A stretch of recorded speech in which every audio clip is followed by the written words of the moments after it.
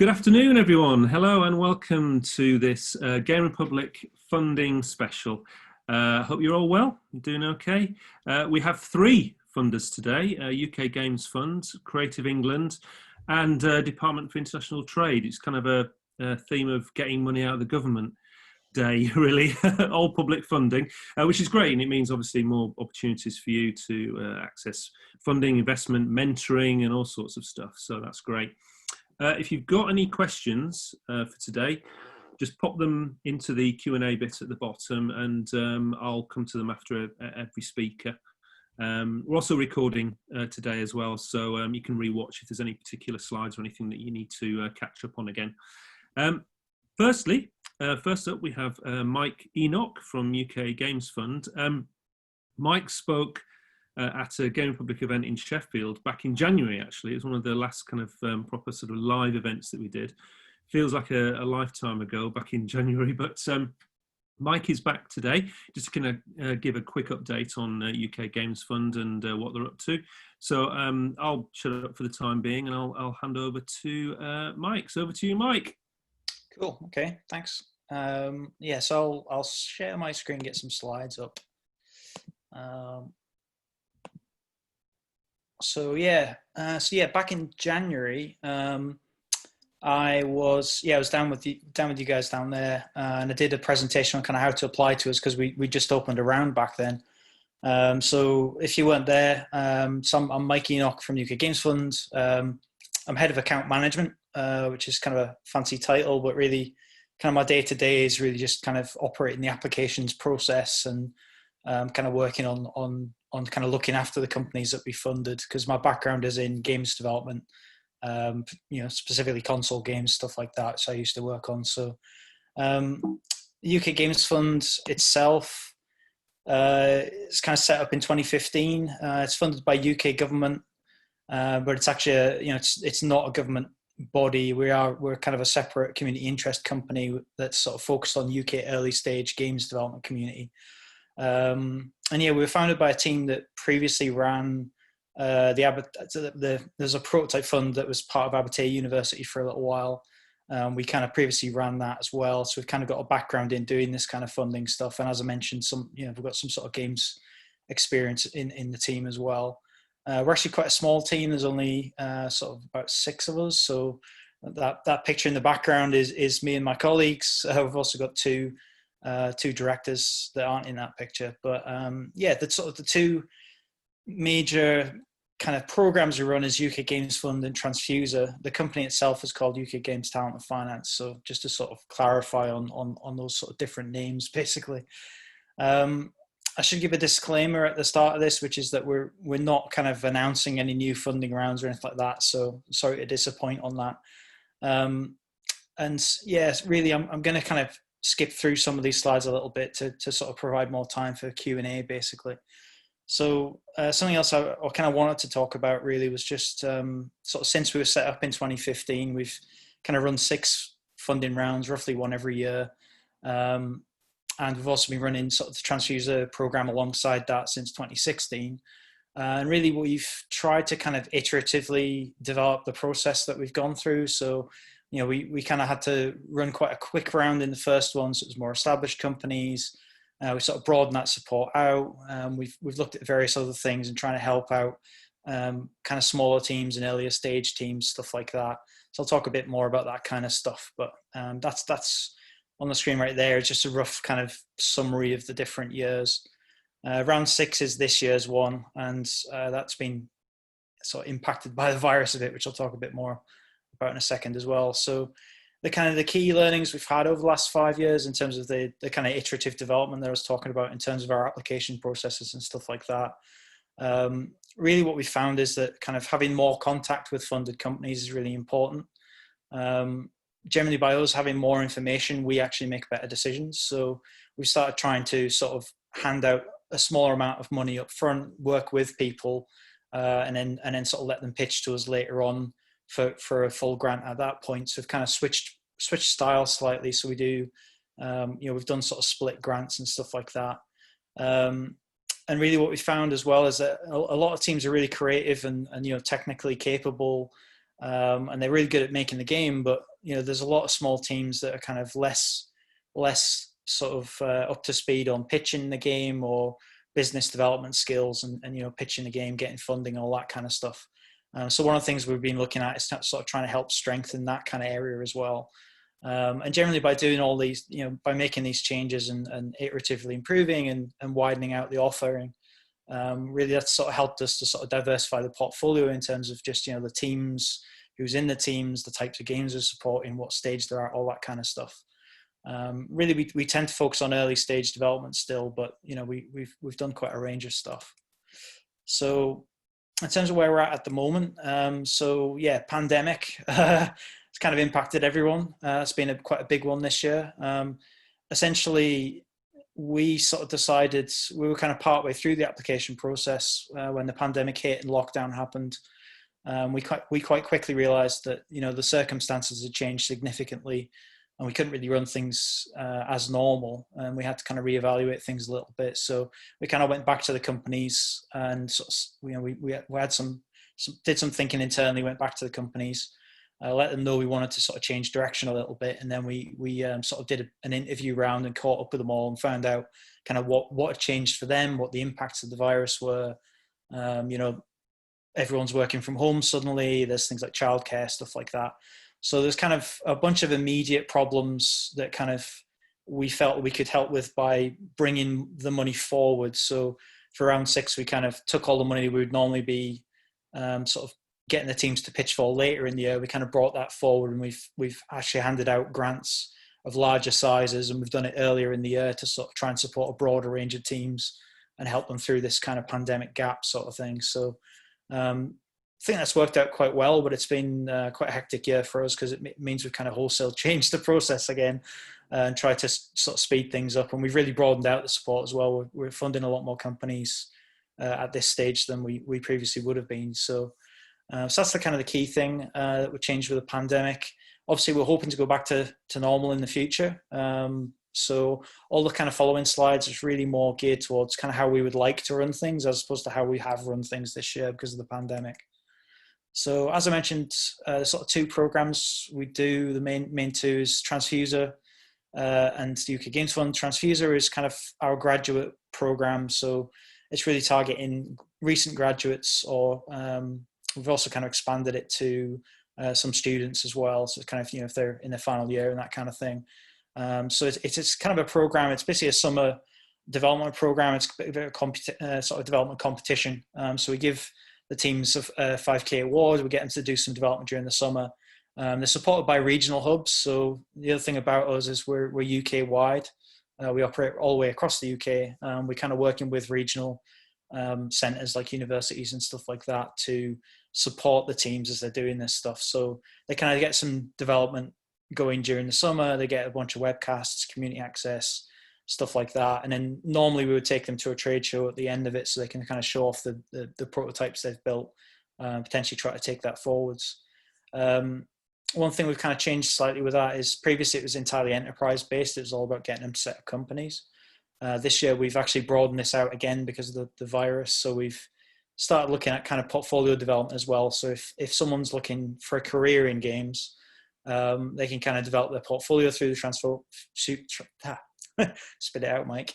They can develop their portfolio through the Transfuser program and then sort of take a career path in. And we're trying to help people sort of find a job in games as well. So that's roughly what we're trying to do with the Transfuser stuff moving forwards. This year, what we've had to do obviously is because the trade shows aren't going ahead, we're having to do a kind of an online thing instead, which I don't think has been announced. So I'm not going to say too much about that. My focus within UK Games Talent Finance is actually on the Games Fund side of things. So everything else I'll be talking about is really just Games Fund related. So for the UK Games Fund, it's basically it's just any game devs in the UK. It's UK wide. You have to be less than 50 staff because we focus on small scale stuff. We basically target early stage own IP projects. So generally working on your own games. And we're trying to, it's kind of, as with a lot of public money, it's focused on kind of, job creation, job sustainability, and stuff like that. So it's kind of project finance, but we are looking for kind of company outcomes, trying to grow businesses and sustain them and stuff like that, and turn them into sustainable businesses. And that's a big focus for us. And yeah, in terms of how it works, we've sort of, over the years, we've sort of tried various things out. We ran a pilot a couple of years ago where we did a transfuser style thing where we gave sort of teams that were just starting out, we gave them a small grant to work during the summer. And then we took them to a trade show and got them to pitch to us. But it was more kind of professional focused on the company side of things. And what we found with that is that really helped us to make better decisions. So we've kind of shifted gradually towards doing more of that kind of stuff. So sometimes we offer grants up front, but other times we've kind of substantially shifted towards giving a small grant very early on, and then sort of working with the team to get to know them better, work with them on their pitching skills and stuff like that, and then get them to pitch to us for a grant later in the year. So it's very similar kind of model, but it's for companies, and it's less hands-on for us, because with the graduates we're kind of helping them and teaching them and stuff like that, and we've got webinars and things. Whereas for the Games Fund side of things, there's a bit less of that stuff. Although we still do take them to a consumer show, and we do kind of pitch development stuff, usually kind of at the middle of the program. This year, that's all been messed up a bit by the pandemic, and due to logistical reasons, it's been quite hard to replace that with online stuff. But beyond that, yeah, it's generally grant spots up to 25k.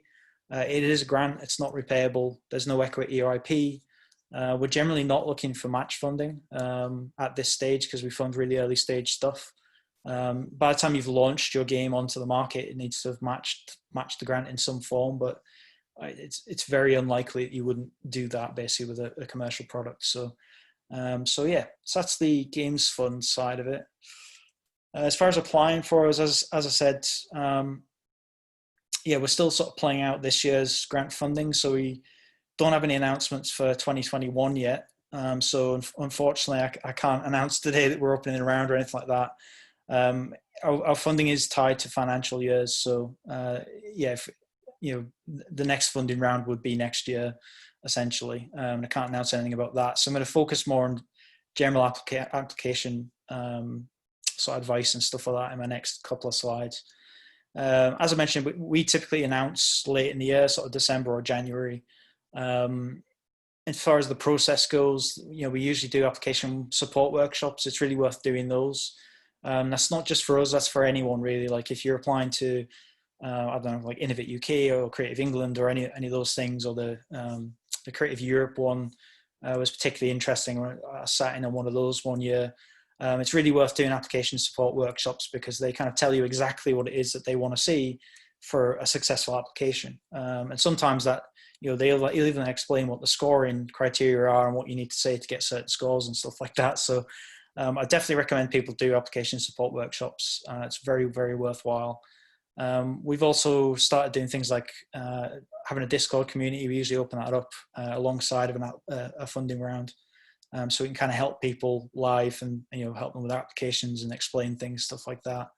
And then the application itself, it's usually like a short written thing, video pitch, because we find that's the best way to get across kind of gameplay footage and stuff like that and visual content. So it's usually like a 2-minute video pitch and a written application. And then we shortlist applications and we sort of invite them to interview basically to sort of clarify any issues and just do a bit more due diligence and stuff like that. And then once they're onto the program, it's kind of the 5k grant usually, work through the summer, pitch to us again, and there's a few more activities that we do to sort of help them with that pitch stuff. Transfuser opens a bit later. It's usually kind of March or April. So again, hopefully this will be the same for next year, but as I said, I can't guarantee anything at the moment. So this is all subject to change. So yeah, so because we're not opening a funding round, one of the things I really want to talk about was kind of just tips in general for pitching for anything and for supporting your business. So as I mentioned before, like it's really important to attend application workshops and read the guidance. Usually people will spell out the criteria they're using to select things, stuff like that, so you can work out if your project's a good fit. It's really worth doing that rather than just pitch wild and not pay attention to it, because you really, what you want to do is adapt your pitch to what it is that they're asking for and what they're looking for. So if they're interested in job creation, you want to you want to focus a bit on how your business is going to grow and stuff like that. It's really worth paying attention to what the sort of criteria are and what it is someone's looking for and what the purpose of the funding is. So, sometimes, for example, we get kind of arts funding pitches or research funding pitches. But our funding is more commercial, really. So that kind of arts and sort of a pure arts pitch or a pure research pitch where there isn't a commercial outcome, it doesn't really work for us. So it's really important that you kind of understand who it is you're pitching to and what they're looking for to see if it's appropriate for you, and so that you can better focus the pitch that you're making to them. Another thing I'd say is there's loads and loads of stuff out there about sort of the structure of how or what to include in a pitch, stuff like that. There's a really good thing on Twitter recently, and it was Gwen Foster posted like a sample pitch deck, stuff like that. So it's really worth looking these things out, and it's another reason to do workshops is because usually they'll provide you with the samples and stuff like that. We started doing a video pitch sample during our workshops, and that's really helped sort of generally up the quality of the pitches that we get. So it's really worth doing that. And yeah, so find examples to get the structure of the pitch, but then make it your own. It's really important to sort of do your own research and sort of make it your own pitch, and not to rely on just stuff you've copied and pasted wholesale off the internet that may not apply to your specific circumstances. Because you've got to play to your own strengths to really pitch strongly for yourself. Peer review and mentoring. We get a lot of people asking about kind of feedback and stuff like that. One thing I've seen quite often is problems in people's pitches where they've obviously just they've rushed it, or they've not had a chance to show it to people, or they've not gotten feedback from other people. So I'd really, really recommend just getting your stuff peer reviewed, get other companies to have a look at it, get advice and mentoring. And really it's a form of getting feedback in advance so that you can pitch a better, put a better pitch in to begin with. And it puts, it puts a bit less pressure on the feedback side of things, and having to repeat and iteratively apply for something multiple times. So it's good to do that if you can. As I said, know your market and do your research thing. It's really just, make sure you do understand what it is where you're, generally speaking, we don't have like a number in our head of what is the best number for sales for your game. What we expect is that for you to have done some research and you to understand how your game would sell and what's the best route to doing that.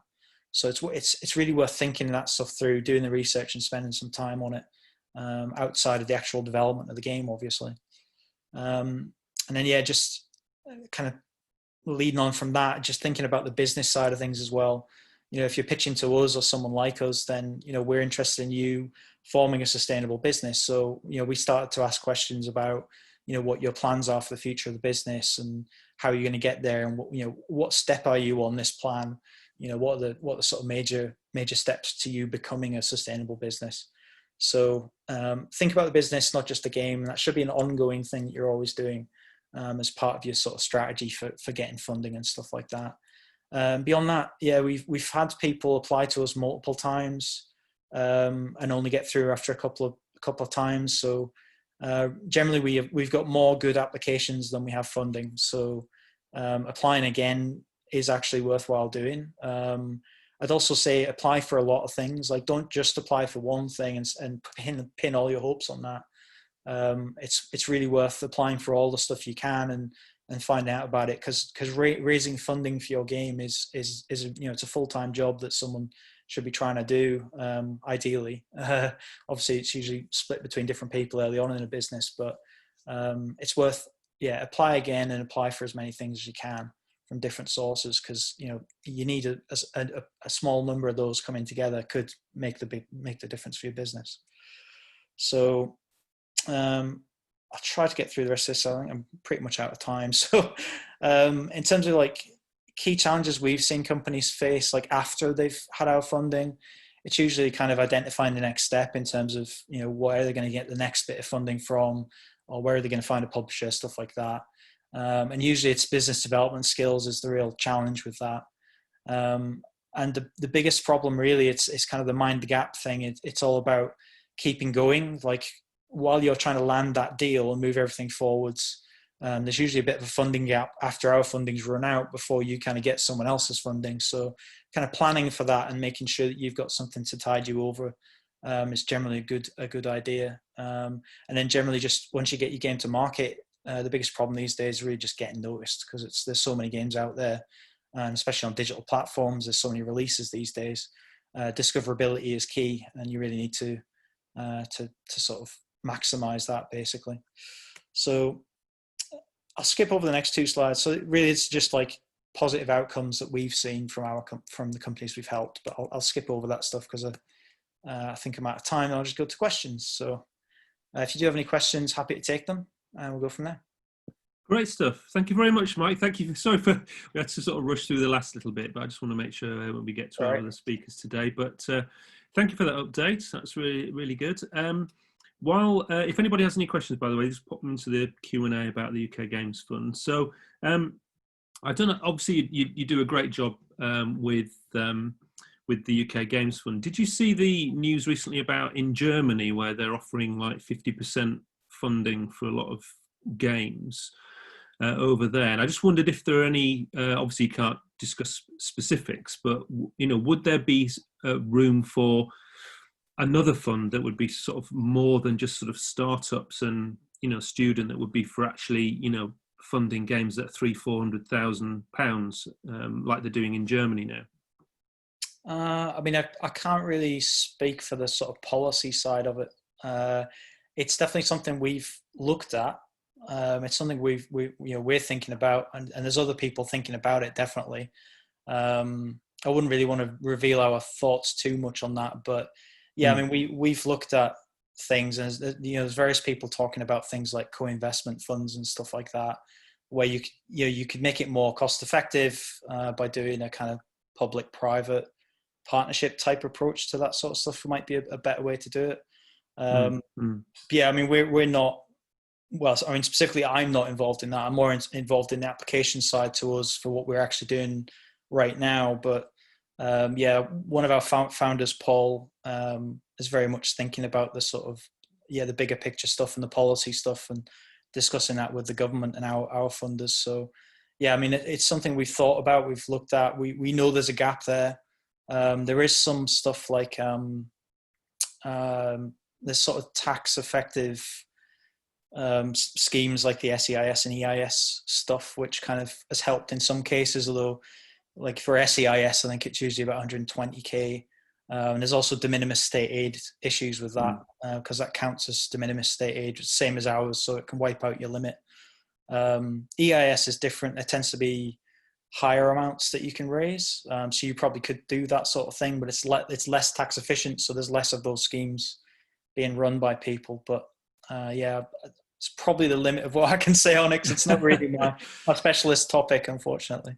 Yeah, no, that's great. I think it's just I think a few people, when they saw that announcement, thinking, I hope that the UK government and other organisations are looking at that, because obviously, in an online world that we've got at the moment, it kind of crosses boundaries. So it's interesting that Germany have done that.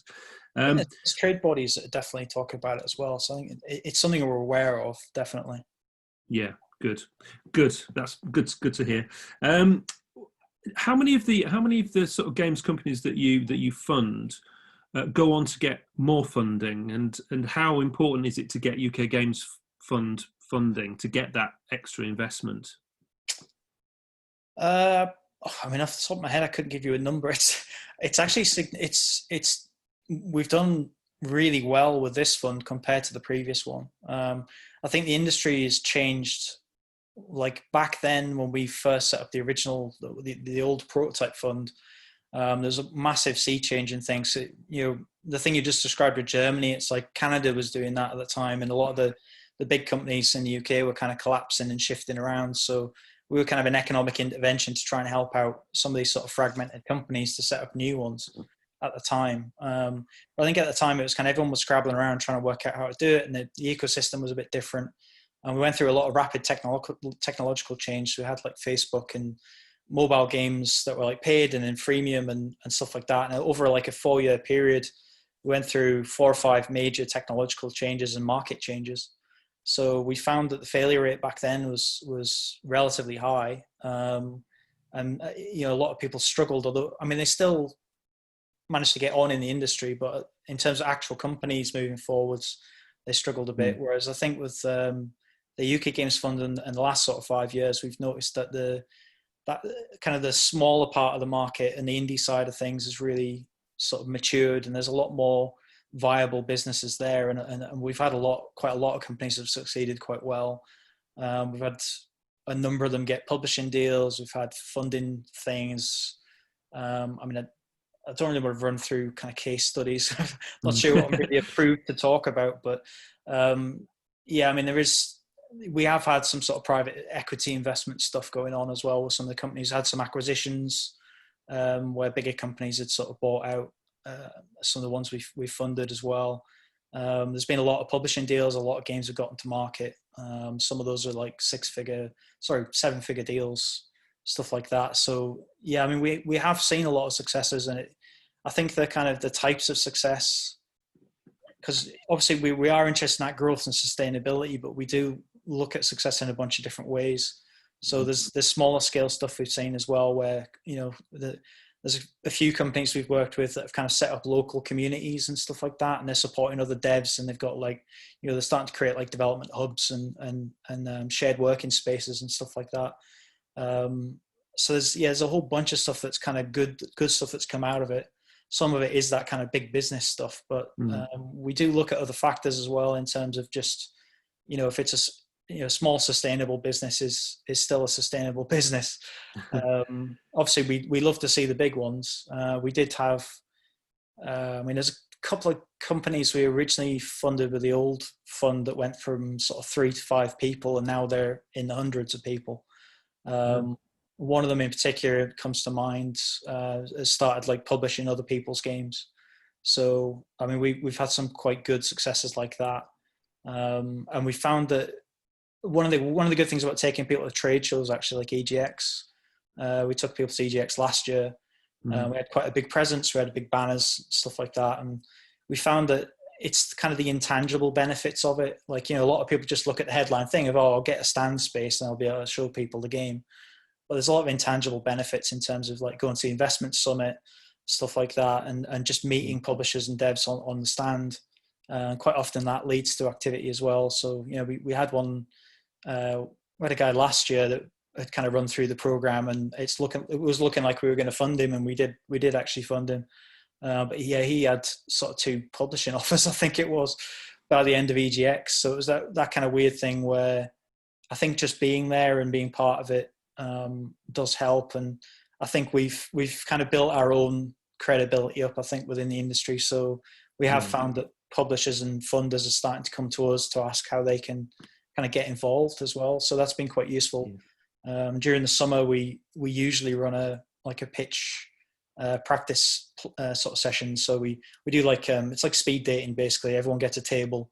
We move the publishers around, and you basically pitch to the publisher or one of us. We build it in, so like it's a 20-minute pitch and a 10-minute feedback session. So it's like direct feedback immediately. It's like, right, you just pitched this to us, and this is what we liked about it, and this is what we didn't like about it. So we started doing things like that a couple of years back, and we found that that's been incredibly useful just in general, in terms of getting people ready to the point where they could pitch. And I think by running through that with us sort of 5 or 6 times during one of these sessions, I think the idea is that it's based on the principle that once you've done 10 of these fast pitches, you'll be able to do it professionally, and you'll get a deal or something like that. So the idea is to go through a whole batch of those sort of learning processes while they're working with us, so that when they do get to EGX or something like that, they can do it for real with real publishers and stuff. So no, that's great. That's great. Yeah, it's good.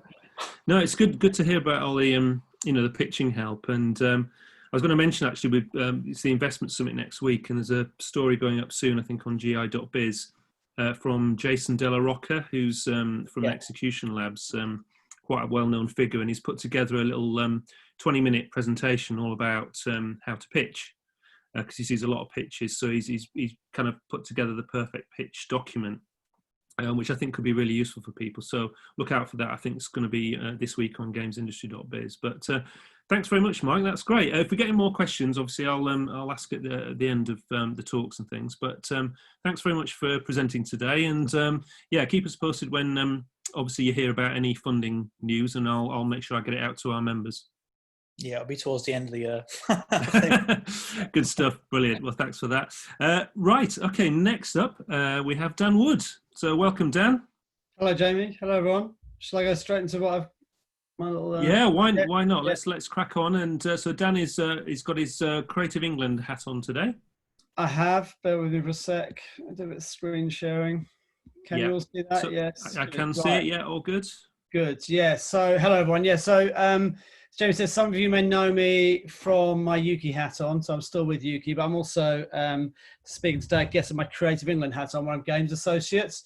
So what I'll be talking to you mostly about today is the creative growth finance product that Creative England now offers to games businesses and the wider kind of creative sector.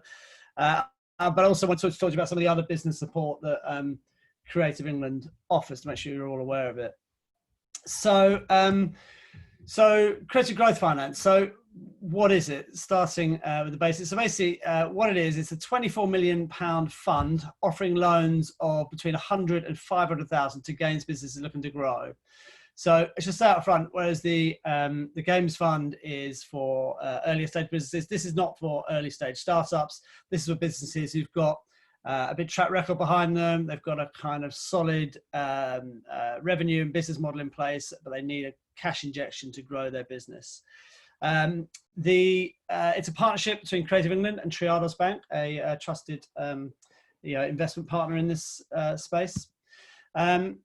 And going right back to basics, what is it? Debt finance, it's a loan. So basically you borrow money from a lender, in this case Creative England, and that money is then paid back an agreed interest rate over an agreed period of time.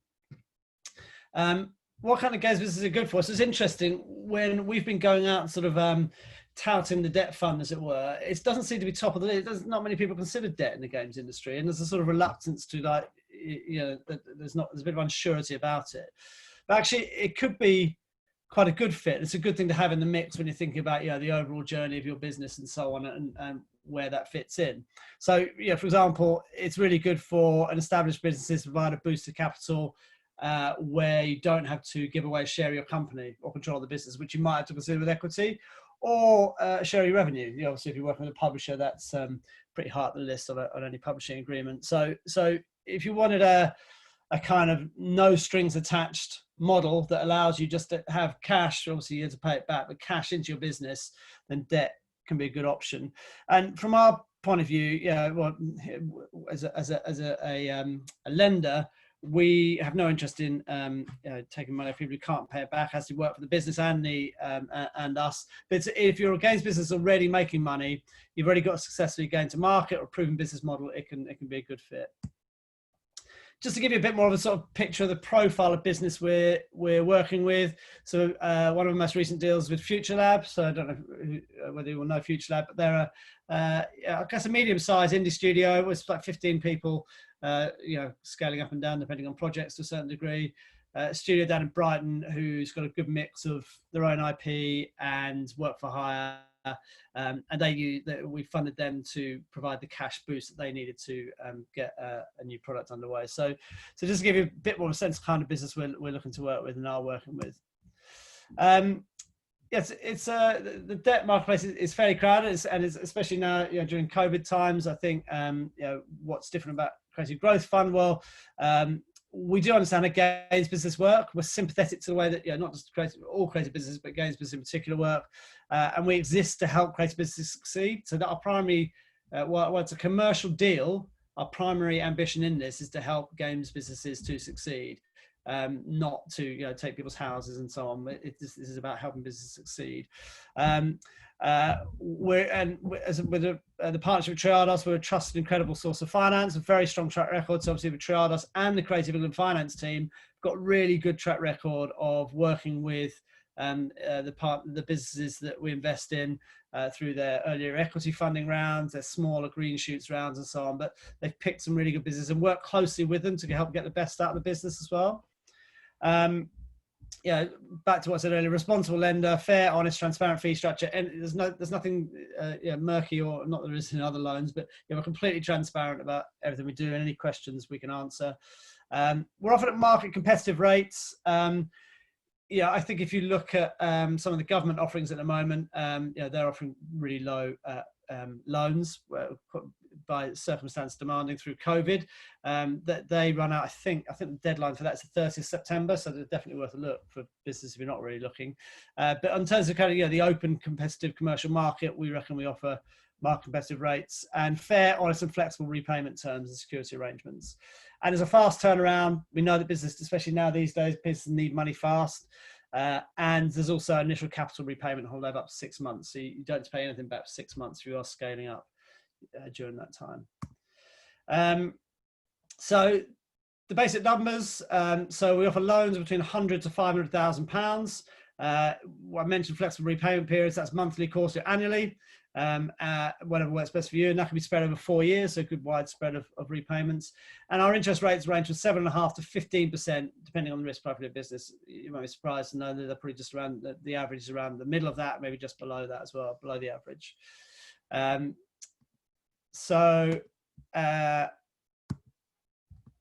skipped ahead. So yeah, the criteria just is to help you as well as us sort of make sure it's right for you and for the investment profile. So with Creative England, obviously you need to be registered in the United Kingdom. You need to operate within the games industry, or if you've got other hats on within the wider creative sector. You need to be trading for at least 2 years and be post-revenue, and with minimum annual revenues of about 400,000. Now that number's, there's a bit of flexibility around that, but basically we want to see, if you just booked in work that's a lot of money, then we'll obviously consider that as well.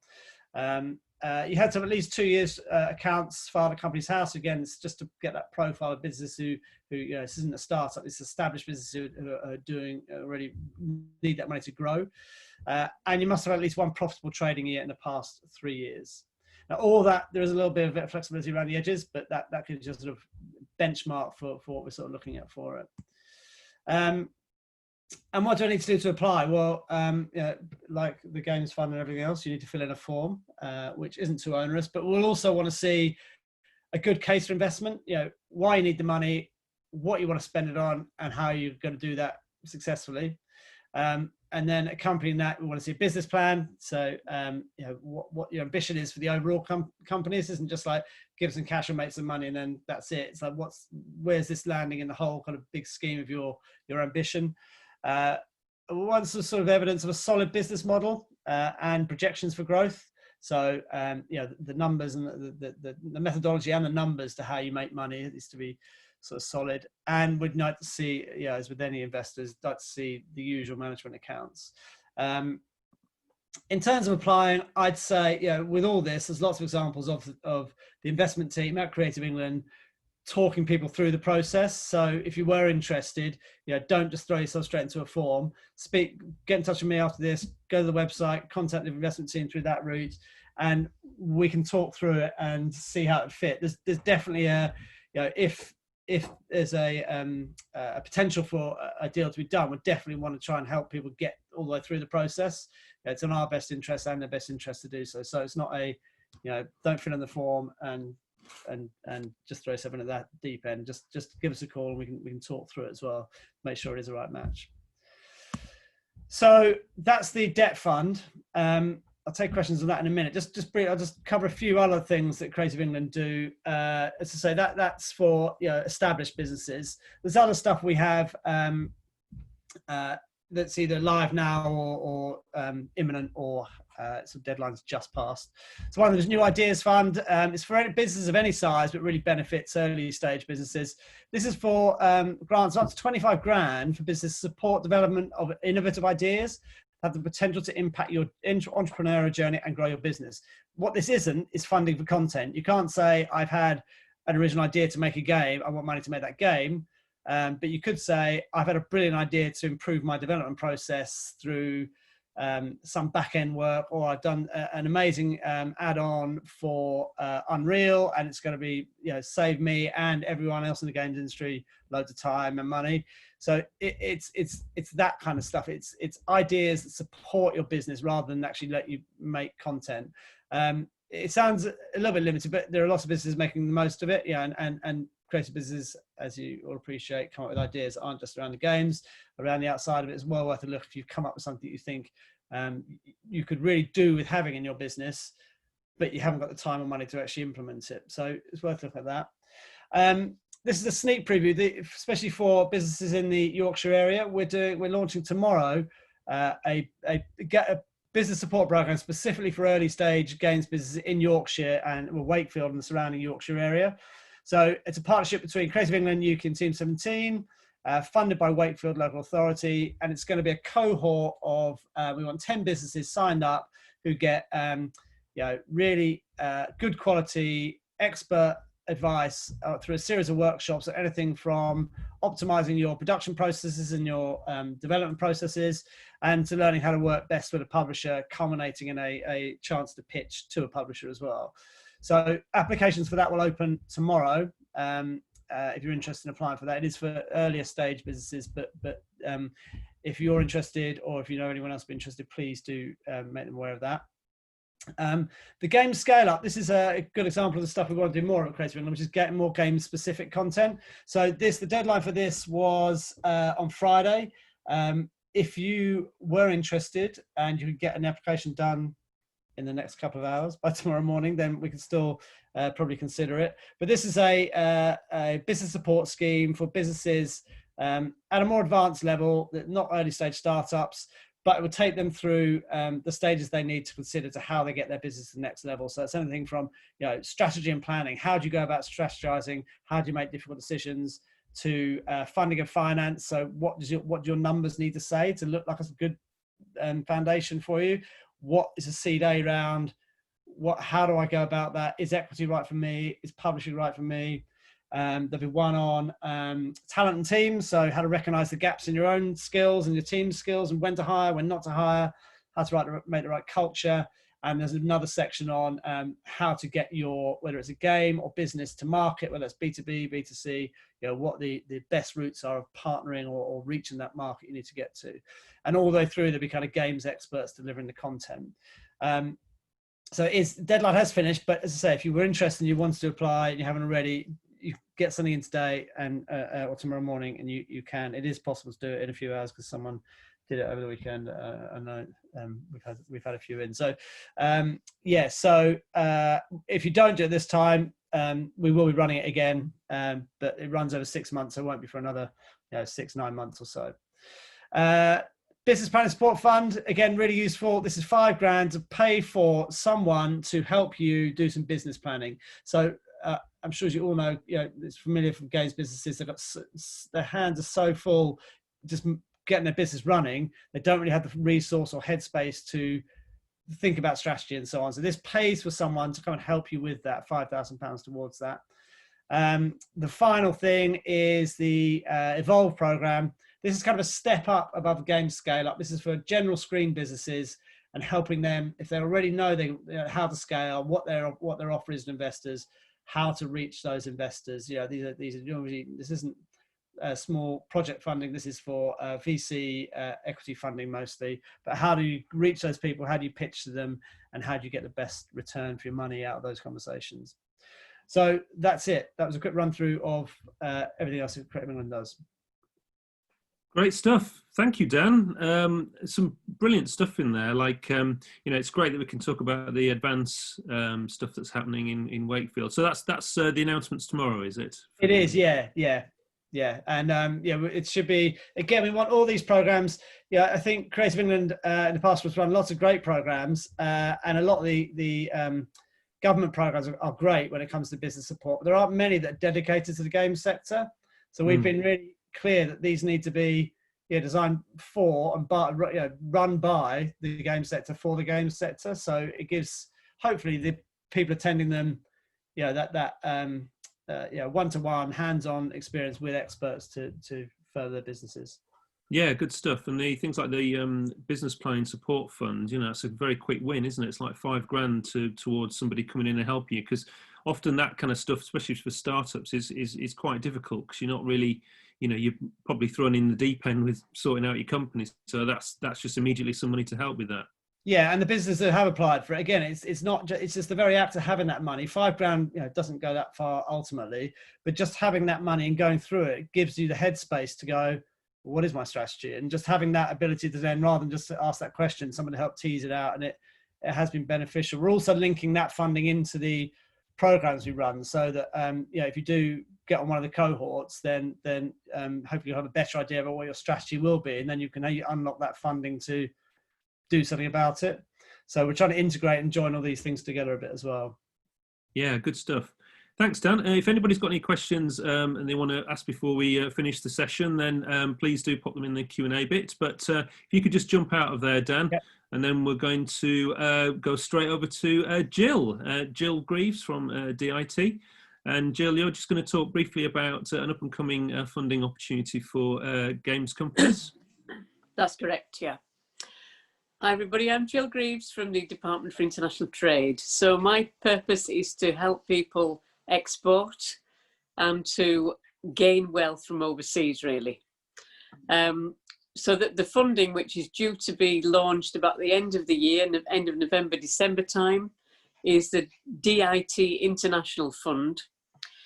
It's only available to SMEs and it's available UK-wide. The funding will be matched and it will also help you to grow the business internationally. So it could be for travel, or it could be for consultants fees, a package of advice and support to help with your business grow internationally. Once we're back on track and there are events happening overseas, physically you can go over there, travel, the hotel, the ticket for the event will all be eligible expenditure under this new funding. The cost, the available funding is anything from £1,000 grant to £9,000 grant. It's on a match funding basis, so a project could be as much as £18,000 in cost. A project could have, it can only ever have one application per company, but you will, you could have a project which has several legs in it. So let's say you were going to GDC and then you were going on to an event in Boston, or you were going to go down to Mexico, or whatever it is you were going to do. It could have 3 legs within that application. It will all be done via an online application, but you must be working with your local trade advisor like myself or one of my other colleagues within the region or within the UK. So the point now is to really get you to express interest if you're interested in this funding. We're gathering expressions of interest via a link, which I understand Jamie's put into the chat. That's right, I've just put the link in there, so if you click straight on that, you go straight to the expression of interest. Good, that's great. So at the moment, really, what I want you to do is express interest in this, and also be in touch, if you're not already in touch, with your local DIT advisor. If you don't know who that is and you're not working with anybody, please contact me and I can put you in touch with whoever it is, or it may be me that's working with you. But the idea is that we're trying to, because we know this funding is coming on board, if you've got any outline plans, we want to put a sort of action plan together, just to put down what we expect you to do, or what you expect you're going to do, what you expect you may plan to spend.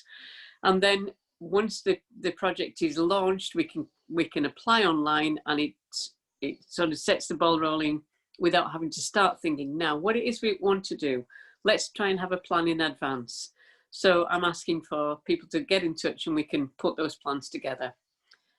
So in a nutshell, that's all I can say on it at the moment. No details on eligibility, just the fact that you're an SME and you want to create wealth from overseas. Brilliant. Thank you very much, Gill. That's great. Okay. Brilliant.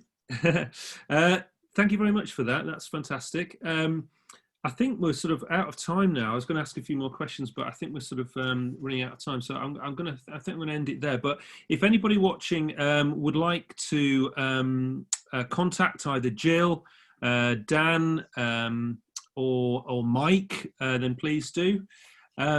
Gill, sorry, could you just turn off your mic a second? Just to, Right, yeah. That's it, brilliant. Yeah, so Yeah, if you want to speak to Gill, Dan, or Mike, just contact me after this webinar, and I'll put you in touch. Thanks very much to all our three speakers today. It's brilliant to hear that we're getting some really good support in this region and in the country as well for games companies. It's good to hear. Just a quick one about next week, which is the gamesindustry.biz Investment Summit, which is free to Game Republic members. So if you want to get signed up, I've put the link in the last email that I sent out. We've got 100 plus publishers and investors taking part. And you can join the Meet to Match as well, which is a really good meeting system. There's also going to be lots of talks and talks from like Shahid Ahmed, who's basically ex-Sony. Some really good talks, Codemasters, Sega, lots of really good stuff going on. So join us for the event next week. That's it for today. So thanks for joining us. I'm going to record this, so if you missed anything or you want to catch up with any of the information in the talks, then you can do at your leisure. But until next time, thanks very much, and have a good afternoon. See you soon. Bye. Cheers. Bye.